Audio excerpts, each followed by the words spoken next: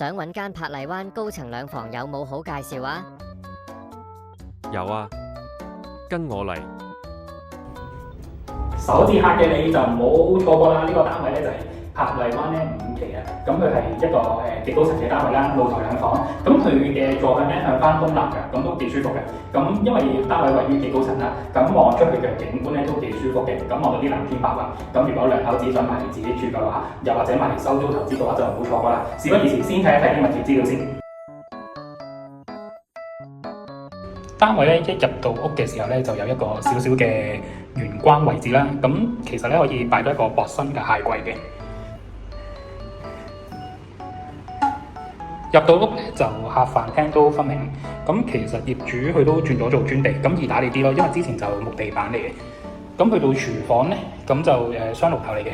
咁就一個電磁爐，一個就明火煮食爐。咁到時買家就要自己換啦呢個明火爐。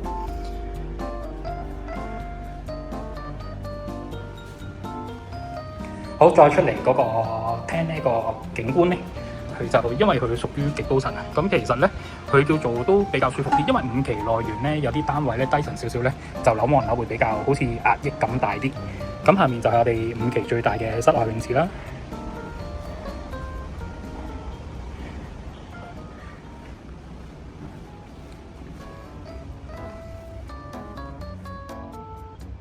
值得留意嘅就係咧5期咧，佢水晶湖嘅意思咧就係咧呢個位置咧樓下嘅話咧就有個窗台位嘅，咁佢咧依家就變咗冇窗台，咁佢個實用率咧係會高啲嘅，咁佢比樓下嗰啲層數係大少少嘅。先睇埋個浴室先，浴室就業主有做過小部分嘅維修啦，咁佢嗰個浴缸咧都轉咗做企缸嘅。主人房咧之前我有客睇完咧話好似 Toy Story 嗰個房間，你哋覺得似唔似？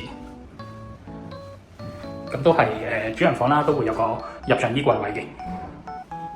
單位咧介紹就係咁多啦。咁其實單位業主個開價咧，其實有機會可以做到500萬樓下嘅。咁如果你都有興趣想睇呢個單位嘅話，你就快啲聯絡我啦。因為筍盤真係一間少過一間。咁我係同你聯絡嘅。喂，臨走之前記得幫我點個讚同埋訂閱我個頻道啦。好，拜拜。